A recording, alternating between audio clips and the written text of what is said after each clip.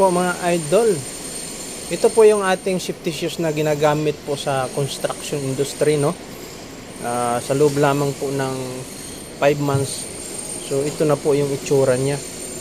Kung ang safety shoes po natin ay mayroon po itong steel to po dito sa unahan ng sapatos, ano? Ito. So ito na po yung itsura niya pagdating po ng 5 months. Natatanggal na po yung anyang balat, yung anyang soilas po. Yan. So mayroon po siyang plate dito po sa ilalim. Ito po ang plate na ito. Ito dito po protection po para po maiwasan po na pag nakakaroon po tayo, mapako po tayo. So hindi po agad-agad siya matatablan dahil nga dito sa plate na nakalagay. So ito po yung tsura niya. Sirang-sira na agad. So, kailangan mga kasikaso after ng 5 months magpapalit agad tayo ng safety shoes